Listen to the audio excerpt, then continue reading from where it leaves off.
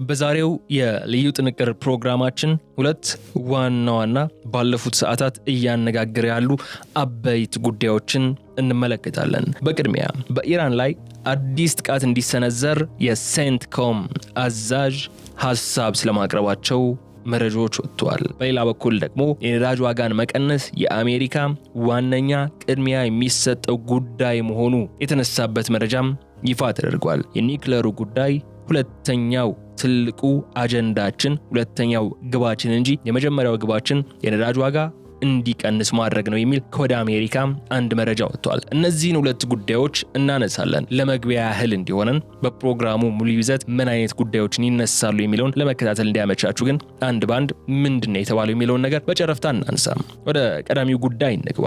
የአሜሪካ ማዕከላዊ እዝ ወይም ሴንትኮም አዛዥ አድሚራል ብራድ ኩፐር በኢራን የነዳጅ የጋዝና የኤሌክትሪክ መሰረተ ልማቶች ላይ ጥቃቶች እንደገና እንዲቀጥሉ መገፋፋታቸውን የእስራኤል መገናኛ ብዙሃን እንደነ ቻናል 13 ማለት ነው ሲዘግቡ ተደምጧል። በትናንትናው ዕለት አድሚራል ኩፐር በመሰረተ ልማቱ ላይ የሚሰነዘር ጥቃት የጨዋታውን ሕግ የሚቀይርና በቴህራን ላይ ከፍተኛ ጫና የሚፈጥር በመሆኑ ኢራን አቋሟን እንድትቀይር ለማድረግ ብቸኛው አማራጭ ሊሆን እንደሚችል ሲገልጹ ተደምጧል። ይህ የጥቃት ሐሳብ ለአሜሪካ የጦር አዛዦች ምክር ቤት ኃላፊና ለፕሬዚዳንት ዶናልድ ትራምፕ መቅረቡም ተጠቅሷል። ሴንትኮም ከመካከለኛው ምስራቅ ሀገራት ጋር በመተባበር የመጀመሪያውን አህጉራዊ የሰው አልባ ድሮን ግብረ ኃይል ወይም መልታይ ናሽናል አታክ ድሮን ታስክ ፎርስ ማቋቋሙ ባስታወቀበት ማግስት ነው ታዲያ ይሄው መረጃ ብቅ ያለው። በሌላ በኩል ደግሞ የነዳጅ ዋጋን መቀነስ የአሜሪካን ዋነኛ ቅድሚያ የሚሰጠው ጉዳይ መሆኑ እየተነሳ ነው ያለው። የአሜሪካው ምክትል ፕሬዚዳንት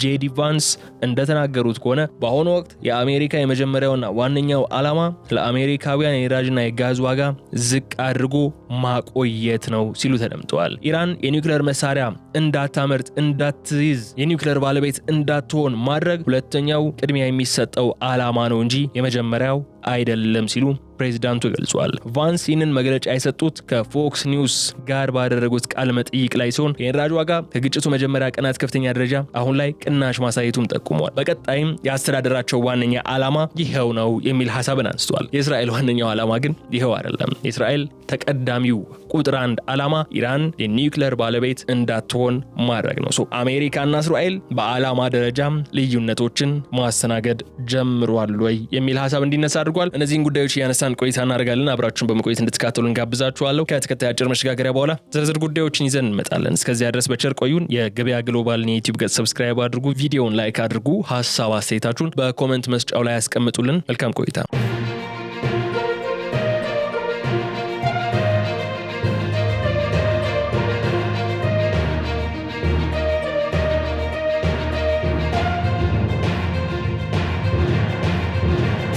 የአሜሪካ ማዕከላዊ እዝ ወይም ሴንትኮም አዛዥ የሆኑት አድሚራል ብራድ ኩፐር በኢራን የነዳጅ የጋዝና የኤሌክትሪክ መሰረተ ልማቶች ላይ ያተኮሩ አዳዲስ ወታደራዊ ጥቃቶች እንደገና እንዲጀመሩና እንዲበራከቱ ከፍተኛ የግፊት እንቅስቃሴ ያደርጉ መሆኑን የእስራኤል ቻናል 13 ጨምሮ በርካታ መገናኛ ብዙሃን ይፋ ያደረጉ ይገኛል። ይህ የጥቃት ሐሳብ በዋሽንግተን በቴህራንና በጠቅላላው የመካከለኛው ምስራቅ ክልል ያለውን ፍጥጫ ወደ አዲስና እጅግ አደገኛ ምዕራፍ የሚያሸጋግረው ሲሆን የአሜሪካን ወታደራዊ አቅም ከደፈጣና ቀጥተኛ ካልሆኑ ግጭቶች ወደ ከባድ ኢኮኖሚና የመሰረተ ልማት ውድመት ስትራቴጂ የሚቀይር እርምጃ እንደሆነም ተገምቷል። አድሚራል ኩፐር እቅዳቸው የኢራን ኢኮኖሚያዊ ማዕከላትና የኃይል አቅርቦት መዋቅሮች በቀጥታ በመምታት የቴህራንን መንግስት ሙሉ በሙሉ ከስረ መሰረቱ ለማናጋት ያለመ ስለመሆኑ ተነስቷል። በቀረበው የወታደራዊ ስትራቴጂ ሰነድ መሰረት አድሚራል ብራድ ኩፐር ጥያቄው በዋሽንግተን የሚገኙ ከፍተኛ ውሳኔ ሰጪ አካላት ትኩረትን የሳበ ሲሆን ውሳኔው ለአሜሪካ የጦር አዛዦች ምክር ቤት ኃላፊና በቀጥታ ለፕሬዚዳንት ዶናልድ ትራምፕ ስለመቅረቡም ተረጋግጧል። ይህ ሁኔታ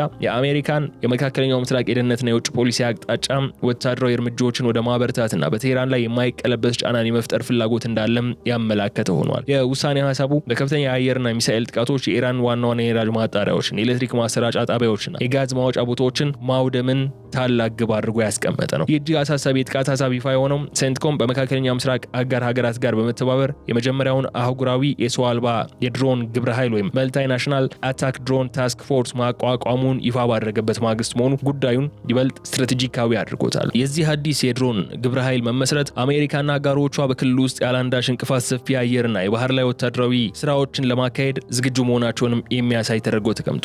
አድሚራል ኩፐርም ይህንን ዝግጅት መሰረት በማድረግ ነው በኢራን ቁልፍ መሰረተ ልማቶች ላይ የሚሰነዘረው ጥቃት ወደፊቱን የኃይል ሚዛን የሚቀይርና የቴህራንን ቀጣይ እርምጃዎች የሚወስን ዋና አማራጭ ሊሆን ይገባል ሲሉ አበክረው የተናገሩት አድሚራል ብራድ ኩፐር ጥያቄያቸውና የሴንትኮም አዲስ ስትራቴጂካዊ እንቅስቃሴ አሜሪካ በቴህራን ላይ የምትከተለውን የዲፕሎማሲና የኢኮኖሚ ማዕቀብ ፖሊሲን ወደ ወታደራዊ ጥቃት ዳግም እንዲሸጋገር ፍላጎት እንዳለ ግልጽ ማሳያ ነው። የመሰረተ ልማት ጥቃቶቹ የኢራንን የሀገር ውስጥ ኤሌክትሪክና የኃይል ፍጆታ የሚያፋልሱ ብቻ ሳይሆኑ ሀገሪቱ በዋናነት ለውጭ ገበያ የምታቀርበውን የነዳጅና የጋዝ ላኪነት አቅምም ሙሉ በሙሉ የሚያደናቅፉ ናቸው። ይህም በኢራን ውስጥ ኢኮኖሚ ላይ ከፍተኛ ምስቅልቅል በመፍጠር ህዝባዊና መንግስታዊ አለመረጋጋት እንዲፈጠር የሚያስገድድ ወታደራዊ ስሌት እንደሆነ በስፋት እየተነሳ ያለው የአሜሪካ ማዕከላዊ እዙ አዛዥ አድሚራል ብራድ ኩፐር በኢራን ወሳኝ የነዳጅ የጋዝና ኤሌክትሪክ መሰረተ ልማቶች ላይ ያተኮረውን አዲስ የጥቃት ስትራቴጂ በጠቅላላው የመካከለኛው ምስራቅ የደህንነትና የፖለቲካ ምህዳር ውስጥ የጨዋታ ህግን የሚቀየር እርምጃ እንደሆነም በጽኑ ተከራክሯል። የዚህ ወታደራዊ እቅድ ዋና ዓላማ የቴህራን የሀገር ውስጥ የኃይል ማመንጫ አቅምና ለውጭ ገበያ የምታቀርበውን የነዳጅ ንግድ መሰረት ሙሉ ለሙሉ በማዳከም የኢራን መንግስት በክልላዊና በኒውክሌር ፖሊሲዎቹ ላይ የያዘውን ጠንካራና የማይናወጠውን ከባድ አቋም እንዲቀይርና በዋሽንግተን ቅድመ ሁኔታዎች መሰረት ወደ ድርድር ጠረጴዛ እንዲመጣ ለማስገደድ ነው። የአቀራረብ በቴህራን ላይ የሚደረገውን ዲፕሎማሲያዊና ማዕቀብ ተኮር ጫና አቅሙ አጥቷል በሚል እምነት ቀጥተኛ የኢኮኖሚ ውድመት የሚያስከትል ወታደራዊ ኃይልን እንደ ዋነኛ የፖሊሲ መሳሪያ የመጠቀም ስትራቴጂ አካል ነው። አድሚራል ብራድ ኩፐር እቅዳቸው በይዘቱ የቀደሙት ውጉዝ አቀራረቦችና ውሱን የጦር ምላሾችን ሙሉ በሙሉ የሚተካ ሲሆን ትኩረቱን የኢራኑ አገዛዝ የሚደገፍባቸውን ዋና ዋና የሀብት ምንጮች ላይ ማድረጉም የተለየ ያደርገዋል። በነዳጅ ማጣሪያዎች፣ በኤሌክትሪክ ማሰራጫ ጣቢያዎችና ጋዝ ማውጫ ቦታዎች ላይ የሚፈጸም አጥፊ ጥቃትና በኢራን የውስጥ አስተዳደርና የህዝብ አገልግሎት አሰጣጥ ላይ አጣዳፊ ቀውስ ስለሚፈጥር የቴህራን መሪዎች በክልላዊ ወታደራዊ ወጪዎቻቸውና በኒውክሌር መርሃ ግብራቸው ላይ ያላቸውን ትኩረት ወደ ሀገር ውስጥ ቀውስ እንዲመልሱት ያስገዳቸዋል። የወታደራዊ ስሌት አሜሪካ በቴህራን ላይ ከፍተኛ የደህንነትና ኢኮኖሚ አጣብቂኝ በመፍጠር የኢራንን ቀጣይ የውሳኔ አቅጣጫዎች ሙሉ በሙሉ ለመቆጣጠርም ያለመ ነው። ይህ እቅድ ይበልጥ ተጨባጭና ተግባራዊ ሊሆን የሚችልበት ወታደራዊ መሰረት የተጣለው ሴንትኮም ከመካከለኛው ምስራቅ አጋር ሀገራት ጋር በመተባበር የጀመረውን የአህጉራዊ ሰው አልባ ድሮን ግብረ ኃይል ማቋቋም ይፋ በተደረገበት ማግስት ነው። የዚህ ትስስር የድሮን ግብረ ኃይሉ መፈጠር በክልሉ ውስጥ ያላንዳች የሰው ኃይል እልቂት እንዲሁም በከፍተኛ ፕሪሲዥን የታጠቁ ጥቃቶችን ለማካሄድ የሚያስችል አዲስ የቴክኖሎጂ አቅምን ፈጥሯል የሚል እምነትም በመኖሩ ምክንያት ነው። አድሚራል ኩፐር ያቀረቡት ጥቃት በወረቀት ላይ ያለ ሀሳብ ብቻ ሳይሆን የተደራጀ የሰው አልባ ጥቃት ቴክኖሎጂን በመጠቀም በከፍተኛ ትክክለኛነትና በጥቂት ሰዓታት ውስጥ ተግባራዊ ሊደረግ የሚችል ዝግጁ ወታደራዊ አማራጭ መሆኑን የሚያመላክት ነው። ይህ የጨዋታውን ህግ የሚቀይር ወታደራዊ እቅድ የተባለለት ጉዳይ በአሜሪካ የጦር አዛዦች ምክር ቤትና በፕሬዚዳንት ትራምፕ ደረጃ ውይይት ይደረግበታል መባሉ ዋሽንግተን በኢራን ላይ የምትከተለውን ስትራቴጂካዊ ትዕግስት ፖሊሲ ሙሉ በሙሉ ለመተው ዝግጁ መሆኗን የሚያሳይ ነው። አድሚራል ኩፐር እንደሚሉት ከሆነ የኢራንን የመሰረተ ልማት አቅም ሳያደቁና ሀገሪቱ በኃይል ዘርፍ የምታገኛቸውን ገቢዎች ሳያደናቅፉ የቴህራንን ቀጣይ ስጋት ማስወገድ አይቻልም ይላሉ። ይህ እቅድ ከተፈጸመ የመካከለኛው ምስራቅ የፖለቲካና የደህንነት አሰላለፍን አዲስ ቅርጽ የሚያስይዝና የወደፊቱን የፍጥጫ ህግጋት በሙሉ የሚቀይር ነው የሚሆነው። በሌላ በኩል የአሜሪካው ምክትል ፕሬዚዳንት ጄዲ ቫንስ ከፎክስ ኒውስ ጋር ባደረጉት ሰፊና ጠለቅ ካለው ቃለ መጠይቃቸው ላይ የትራምፕ አስተዳደር በመካከለኛው ምስራቅ ፍጥጫና በሀገር ውስጥ የኢኮኖሚ ሁኔታዎች መካከል የሚከተለውን ስትራቴጂካዊ የቅደም ተከተል ሚዛንም ይፋ አድርገዋል። እንደ ምክትል ፕሬዚዳንቱ ማብራሪያ ከሆነ በአሁኑ ወቅት አሜሪካ የመጀመሪያው ቀዳሚውና ዋነኛው ዓላማዋ ለአሜሪካውያን የነዳጅና የጋዝ ዋጋን ዝቅ አድርጎ ማቆየትና የኢነርጂ ገበያው እንዳይዛባ ማድረግ ስለመሆኑ ገልጿል። የመግለጫ ዋሽንግተን የውጭ ፖሊሲ ውሳኔዎቿን ከሀገር ውስጥ ኢኮኖሚያዊ ደህንነትና ከዜጎቿ የዕለት ተዕለት የኑሮ ውድነት ጋር አጣጥማ ለመምራት የምታደርገውን ጥረት የሚያሳይ ሲሆን የጂኦፖለቲክስ ስጋቶች በዓለም አቀፍ የነዳጅ ዋጋ ላይ የሚፈጥሩትን አሉታዊ ጫናም ለመግታት ያለመ ነው።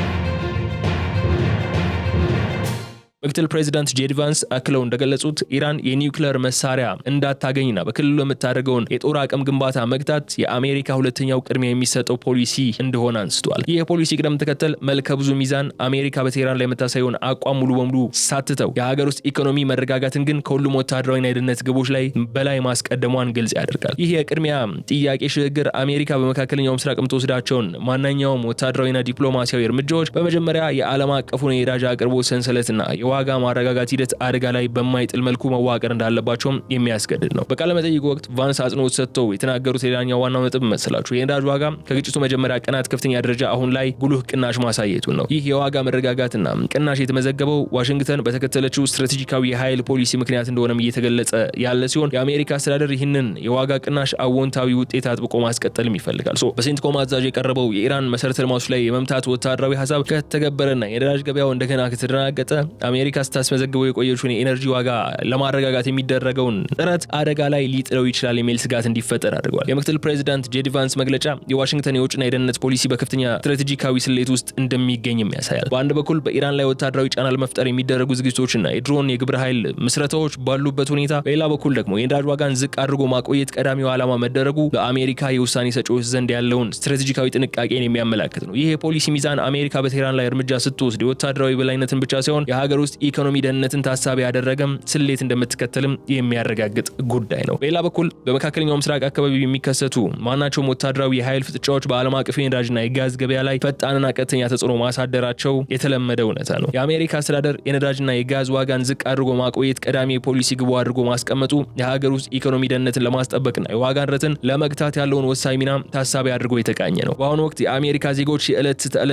የፍጆታ ወጪና የኢኮኖሚ መረጋጋት በኤነርጂ አቅርቦት ዋጋ ላይ በእጅጉ የተመሰረተ በመሆኑ በመካከለኛው ምስራቅ የነዳጅ ማጣሪያዎች ወይም የውጭ ንግድ መስመሮች ላይ የሚደርስ ማንኛውም ውድመት በዓለም አቀፍ የነዳጅ ዋጋ ላይ ድንገተኛ ጭማሪን ያስከትላል። የኢራን የኃይልና የመሰረተ ልማት ተቋማት ላይም ወታደራዊ ጥቃት እንዲፈጸም በሴንትኮም አዛዥ የቀረበው የውሳኔ ሀሳብ ከተተገበረ በቴህራን በኩል ሊወሰድ የሚችለው ፈጣን የመልስ ምላሽ የሆርሙዝ ሰርጥንና ዋና ዋና የነዳጅ ማጓጓዣ መስመሮችን አደጋ ውስጥ የሚጥል ነው የሚሆነው። ይህም የዓለም አቀፍ የነዳጅ አቅርቦት ሰንሰለት እንዲስተዋጎልና የኢነርጂ ዋጋም በፍጥነት ወደ ነበረበት ከፍተኛ ደረጃ እንዲያቀና የሚያደርግ ነው የሚሆነው። የምክትል ፕሬዚዳንት ጄዲ ቫንስ አስተዳደር ያስቀመጠውን የዋጋ ማረጋጋት ግብ በቀጥታም የሚቃረን ነው የሚሆነው። የሀገር ውስጥ የኢኮኖሚ ደህንነትን ለማስጠበቅ ሲባል በኢራን ላይ የሚወሰዱ ወታደራዊ እርምጃዎችን ከፍተኛ ጥንቃቄና ቁጥጥር እንዲደረግባቸው የሚያስገድድ ይሆናል። የአሜሪካ የነዳጅና የጋዝ ፖሊሲ ከጂኦፖለቲክስ ስጋቶች ጋር ያለው ጥብቅ ቁርኝነት በግልጽ የሚያሳዩ ደግሞ የዋሽንግተን የኢራን የኒውክሌር ስጋት ለመግታት የምታደርገውን ወታደራዊ ዝግጅት ከዓለም አቀፍ የነዳጅ ገበያ መረጋጋት ጋር አጣጥማ ለመምራት የምታደርገውን ጥረት ነው። የነዳጅ ዋጋ ግጭቱ ከተቀሰቀሰበት የመጀመሪያ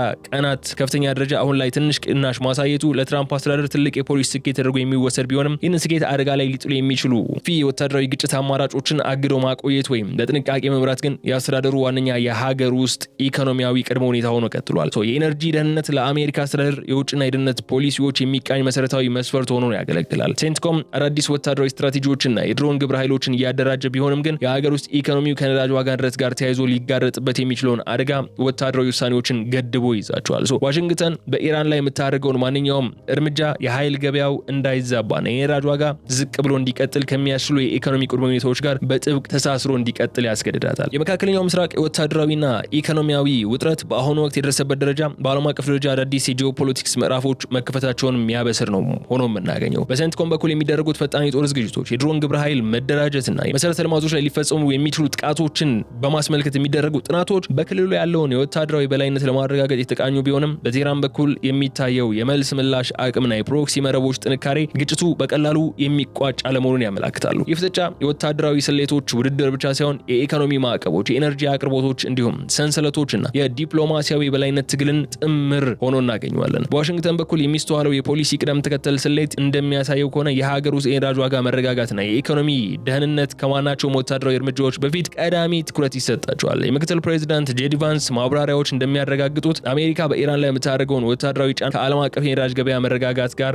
አጣጥማ የመምራት ግዴታም አለባት። ይህ አቀራረብ በቴህራን ላይ ሙሉ በሙሉ የተከፈተ ወታደራዊ ዘመቻ እንዳይካሄድ ገደብ የሚጥል ሲሆን በምትኩ የታለሙ ጥቃቶችን፣ የድሮን ውጊያዎችና የኢኮኖሚ ማዕቀቦችን እንደ ዋና የፖሊሲ መሳሪያዎች እንድትጠቀም ያደርጋታል። በሌላ በኩል ደግሞ የኢራን አስተዳደር የኒውክሌር ፕሮግራሙንና የባሊስቲክ ሚሳኤል አቅሙን እያጎለበተ የሚገኝበት መንገድ የቀጠናውን የኃይል ሚዛን በመቀየር ረገድ ከፍተኛ ሚናን እየተጫወተ ይገኛል። ቀጠናዊ ወታደራዊ ግጭቶች ከተስፋፉና የሆርሙዝ ሰርጥን አደጋ ውስጥ ከወደቀ የዓለም አቀፍ የነዳጅ አቅርቦት መስተዋጎል አጠቃላይ የዓለም ኢኮኖሚን ወደ ከፍተኛ የዋጋ ንረትና የኢኮኖሚ ድቀትን ሊከት እንደሚችልም የስነ ምድር ፖሊሲ ባለሙያዎች የሚያስጠነቅቁት ጉዳይ ሆኗል።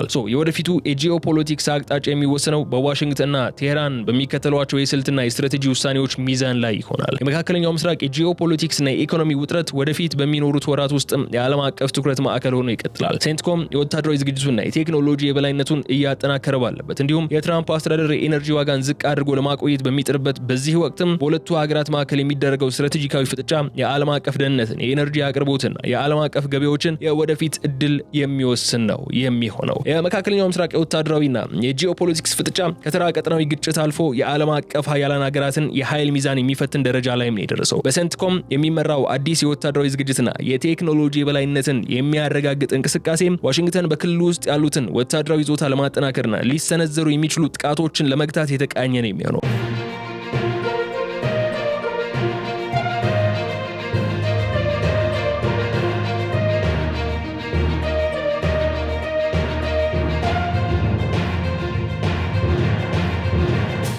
ይህ አቀራረብ በቴህራን በኩል ከፍተኛ የደህንነት ስጋት በመፈጠሩ ኢራንና አጋሮቿ የፕሮክሲ መረቦቻቸውና የሚሳኤል አቅማቸውን የበለጠ እንዲያጠናክሩም መንገድ ይከፍታል። በፖሊሲ ደረጃ ሲገመገም የወደፊቱ የቀጠናው መረጋጋት በወታደራዊ ኃይል የበላይነት ብቻ ሊረጋገጥ እንደማይችል በርካቶች ይስማማሉ። አሜሪካ የነዳጅ ዋጋ ዝቅ አድርጎ ማቆየትና የኤነርጂ ገበያውን ማረጋጋት ቀዳሚ የሀገር ውስጥ ኢኮኖሚያዊ ግቧ በማድረጓ በኢራን ላይ የሚወሰዱ አጠቃላይ ወታደራዊ እርምጃዎች ሊስፋፉ የሚችሉበት እድል እንዲገደብ ያደርጓል። ዲፕሎማሲያዊ ንግግሮች፣ ተዘዋዋሪ የሰላም ውይይቶችና የኢኮኖሚ ተጽዕኖ ማዕቀቦች እንደ ዋና መፍትሄ ተመራጭ ሆኖ መወሰዳቸው አይቀሬ ይሆናል። በተጨማሪም የክልሉ ሀገራት እንደ ሳውዲ አረቢያና የተባበሩት አረብ ኤምሬቶች ያሉ የባህረ ሰላጤው ሀገራት የሚከተሉት የሁለትዮሽ ዲፕሎማሲና የኢኮኖሚ ትስስር ፖሊሲው በቀጠናው አዲስ የኃይል ሚዛን እየፈጠረ ነው የሚገኘው። እነዚህ ሀገራት በኢነርጂ አቅርቦታቸው ላይ ስጋት ሊፈጠር የሚችል ሰፊ ወታደራዊ ግጭት እንዳይቀሰቀስ የሚሹ በመሆናቸው በዋሽንግተንና በቴህራን መካከል የሚደረጉ ውጥረቶችን ለማቃለል የዲፕሎማሲያዊ ድልድይነት ሚናቸውን እየተጫወቱ ይገኛል። ይህም የወታደራዊ ፍጥጫውን በመቀነስ ረገድ የራሱ የሆነ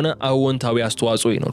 የሚያሳየው የመካከለኛው ምስራቅ የረጅም ጊዜ ደህንነት መስመሩ በጦር መሳሪያዎች ብዛት ብቻ ሳይሆን በስትራቴጂካዊ ዲፕሎማሲ አማራጮችና የኢኮኖሚ ፍላጎቶች መጣጣም ላይ የተመሰረተ መሆኑን ያሳያል። አሜሪካ የኤነርጂ ደህንነቷና የሀገር ውስጥ ኢኮኖሚዋን እያስጠበቀች የኢራንን ደህንነት ስጋቶች የምትቆጣጠርበት ጥበባዊ ዲፕሎማሲያዊ መንገድን መከተል ይኖርባታል። ይህ ካልሆነ ግን በቀጠናው የሚፈጠር ማንኛውም ያልታሰበ ድንገተኛ ወታደራዊ ፍጥጫ አጠቃላይ የዓለም አቀፍ ደህንነትና ኢኮኖሚያዊ ስርዓትን አደጋ ላይ ሊጥል መቻሉ ነገር የሚያጠራጥር አይሆንም። የመካከለኛው ምስራቅ ወቅታዊ ሁኔታ በወታደራዊ ኃይል ፍጥጫ፣ በኢኮኖሚ ጥገኝነትና በስትራቴጂካዊ የፖሊሲ ስሌቶች የተወጠረው ውስብስብ ምዕራፍ ላይ ነው የሚገኘው። የሴንትኮም የጦር ዝግጅቶችና የድሮን ግብረ ኃይሎች ጥምረቶች አሜሪካ በክልሉ ያለውን ወታደራዊ በላይነት ለማረጋገጥ የምታደርገውን ጥረት የሚያሳዩ ቢሆንም የሀገር ውስጥ የነዳጅ ዋጋ ዝቅ አድርጎ የማቆየት ቀዳሚ የፖሊሲ ግብ በቴህራን ላይ ሙሉ በሙሉ ክፍት የሆነ ጥቃት እንዳይሰነዘር ገደብ ይጥላል። ይህ ስትራቴጂካዊ አቀራረብ ዋሽንግተን የወታደራዊ እርምጃዎችን ውጤት ከዓለም አቀፍ የነዳጅ ገበያ መረጋጋትና ከሀገር ውስጥ ኢኮኖሚ ደህንነት ጋር አጣጥማ ለመምራት የምታደርገውን ጥረትም በግልጽ የሚያሳይ ነው። በሌላ በኩል ኢራን የወታደራዊ ተጽዕኖዋንና የኒውክሌር ፕሮግራሟን ለማስቀጠል የምታደርገው ጥረት የቀጠናውን የኃይል ሚዛን እንደገና እያወሳሰበው ይገኛል። በሆርሙዝ ሰርጥና በዋና ዋና የነዳጅ ማጓጓዣ መስመሮች ላይ የተደቀነው ስጋት የዓለም አቀፍ የኤነርጂ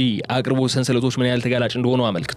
በቀጠናው በሚከሰት ማንኛውም ያልታሰበ ግጭት በዓለም አቀፍ ገበያ ላይ ከፍተኛ የነዳጅ ዋጋ ንረትና የኢኮኖሚ ድቀት ሊያስከትል ስለሚችል የዓለም ሀያላን ሀገራት የወታደራዊ ግጭቶችን ስፋት ለመግታትና ከፍተኛ ጥንቃቄ ለማድረግ እንዲገደዱ ያደርጋል። ወደፊቱ ጊዜ ደግሞ በዚህ ምክንያት የመካከለኛው ምስራቅ የደህንነትና የጂኦፖለቲክስ ምህዳር በወታደራዊ ኃይል ብቻ ሳይሆን በዲፕሎማሲያዊ ብልሃትና በኢኮኖሚ የጋራ ፍላጎቶች መጣጣም ላይ ተመስርቶ የሚቀረጽ ነው የሚሆነው። የባህረ ሰላጤው ሀገራት የሚከተሉት የማስታረቅና የኢኮኖሚ ትስስር ፖሊሲ እንዲሁም የዓለም አቀፍ ማህበረሰብ የሚያደርገው ጥረት በቴህራንና በዋሽንግተን መካከል ያለውን ውጥረት ለማቃለል ወሳኝ ሚናን ይጫወታል። የወታደራዊ ስጋቶችን በዲፕሎማሲያዊ መንገድ መቆጣጠር ከተቻለ ቀጠናው ወደ ተሻለ ኢኮኖሚ መረጋጋትና የልማት ምዕራፍ ሊሻገር የሚችልበትን እድል ይፈጥራል። ይህ ጉዳይ ግን የመካከለኛው ምስራቅ ውጥረት የወታደራዊ የኢኮኖሚና የጂኦፖለቲክስ ጥምረት መሆኑ የሚያሳይ ነው። ዋሽንግተን የኤነርጂ ደህንነቷን የሀገር ውስጥ ኢኮኖሚያን እያስጠበቀች የቴህራን የደህንነት ስጋት የምትመክትበት አቀራረብ በቀጠናው የሚኖረውን የወደፊት የኃይል ሚዛንና የዓለም አቀፍ ገበያዎች አቅጣጫ የሚወስን ዋነኛ ዓላማ ሆኖ ነው የሚቀጥለው። ከዚህ ባሻገር የመካከለኛው ምስራቅ ውጥረት ወደ ቀይ ባህርና የባቤል መንደብ አካባቢ ስትራቴጂካዊ መስመሮች ሊስፋፋ የሚችልባቸው እድሎች በስፋት መታየት መጀመራቸው የዓለም አቀፍ የንግድና የባህር ላይ ደህንነት ላይ አዲስ ስጋትን ደቅነዋል። የየመን የሁቲ አማጽያን በንግድ መርከቦች ላይ የሚያካሂዱ ጥቃት የዓለም አቀፍ የመርከብ ድርጅቶች የመጓጓዣ መስመሮችን እንዲቀይሩና ረዥሙን የደቡብ አፍሪካ የኬፕ ኦፍ ጉድ ሆፕ መንገድ እንዲመርጡ እያስገድዳቸው ነው የሚገኘው። ይህ የሎጂስቲክስ ለውጥ በምግብ በነዳጅና በኢንዱስትሪ እቃዎች ላይ ከፍተኛ የመጓጓዣ ወጪን በመጨመር በዓለም አቀፍ ደረጃ ከፍተኛ የሆነ የዋጋ ንረትን የሚያስከትል የሚነሱ ዋሽንግተንና አጋሮቿ የባህር ላይ የንግድ ነጻነትን ለማስከበር በምዕራባውያን የሚመራውን ኦፕሬሽን ፕሮስፐሪቲ ጋርዲያን በመባል የሚታወቀውን የባህር ላይ ጥምረት ለማጠናከር የሚገደዱበት ወይም እንቅስቃሴ የሚጀምሩበት ሁኔታ ይፈጥራል። የወታደራዊ የባህር ላይ ጥበቃ የሁቲዎችን የሚሳኤልና የድሮን ጥቃቶች ለመግታትና የመርከቦች ደህንነት ለመጠበቅ የተቃኘ ቢሆንም የጥቃቶቹን ስር ነቀል ምክንያት ሙሉ በሙሉ ማስቆም እንደማይችል ግን ግልጽ ነው። የንግድ መርከቦች ስጋት ሳይቀንስባቸው መቆየቱ፣ በኢነርጂ አቅርቦት ላይ ተጨማሪ ስጋት መፈጠሩ የምዕራባውያን የኢኮኖሚ ማረጋጋት ጥረትም ይበልጥ ፈታኝ ያደርግባቸዋል። የባህር ላይ የተደቀነው ስጋት ከቀይ ባህር አልፎ የህንድ ውቅያኖስና የባበል መንደብን ስትራቴጂካዊ መስመሮች የሚያካትት በመሆኑ ደግሞ የአፍሪካ ቀንድ ሀገራት ኢኮኖሚያዊና የደህንነት ሁኔታ በቀጥታ ይነካል። እነዚህን ጉዳዮች አንስተን የዕለቱን ቆይታችን ስናጠቃለው የተከበራችሁ ተከታታዮቻችን የመካከለኛው ምስራቅ ውጥረት ከመሬት ከባህርና ከአየር ግጭቶች አልፎ ወደ አራተኛው የመካከለኛ ምስራቅ የጦር ግንባር ማለትም ወደ ሳይበር ምህዳርና ኢንፎርሜሽን ጦርነትም ነው እየተሸጋገረ ያለው። ሀያላን ሀገራትና ቀጠናዊ ተፎካካሪዎቻቸው በአካላዊ የጦር መሳሪያዎች ከሚያደርጉት ፍጥጫ ጎን ለጎን በጠላት ወታደራዊ መለያ የደህንነት መዋቅሮችና ወሳኝ የመሰረተ ልማት አውታሮች ላይ ያተኮሩ የፋይናንስ ተቋማት፣ የኤነርጂ ማጣሪያዎችና የባህር ላይ ትራንስፖርት መቆጣጠሪያ ስርዓቶችን የሳይበር ጥቃቶች ኢላማ እየሆኑ ነው የመጡት። ግጭቱ ሀገራዊ ደህንነትና የህዝብ አገልግሎቶችንም የሚያናጋ ስጋት ነው ይዞ ብቅ እያለ ያለው። በዚህ የቴክኖሎጂ ፍጥጫ ዋሽንግተንና አጋሮቿ ዘመናዊ የሰው ሰራሽ አስተውሎት ወይም ኤአይ፣ የላቁ የቅኝት ቴክኖሎጂዎችና የጠፈር ሳተላይት መረጃዎችን በመጠቀም የቀጠናውን እንቅስቃሴ በቅርበት ለመከታተል አቅሙ አላቸው። የድሮን ግብረ ኃይሎችና አውቶሜትድ የውጊያ ስርዓቶችም በስፋት ስራ ላይ እየዋሉ ይገኛሉ። የወታደራዊ ውሳኔ አሰጣጥ ፍጥነትም በከፍተኛ ደረጃ እያፋጠኑ ነው ያሉት። ነገር ግን ይህ የቴክኖሎጂ የበላይነት የቴክኒክ ብልሽት ወይም የተሳሳተ መረጃ ትንተና ከተከሰተ ያልታሰበ ሰፊ ወታደራዊ ግጭት የመቀስቀስ ከፍተኛ አደጋን ይዞ መጥቷል። በተቃራኒው ኢራንና አጋሮቿ ያልተመጣጠነው የጦርነት ስልታቸውን ስትራቴጂያቸውን በመጠቀም የምዕራባውያን የቴክኖሎጂ የበላይነት ለመስበር እየሞከሩ ይገኛሉ። በሶሻል ሚዲያና በዲጂታል የመረጃ አውታሮች የሚካሄደው የኢንፎርሜሽን ጦርነት የህዝብ አስተያየትን ለመቅረጽ የፖለቲካ ጫናዎችን ለመፍጠርና በጥላቱ የውሳኔ ሰጪ አካላት ላይ የስነ ልቦና ጫና ለማሳደር ስትራቴጂካዊ መሳሪያ አድርገው እየተገለገሉበት ይገኛሉ። ይህም ወታደራዊ ጥቃቶች ሳይፈጸሙ እንኳን በህብረተሰቡና በኢኮኖሚ መረጋጋት ላይ ከፍተኛ ምስቅልቅል የመፍጠር አቅም ያለው ነው።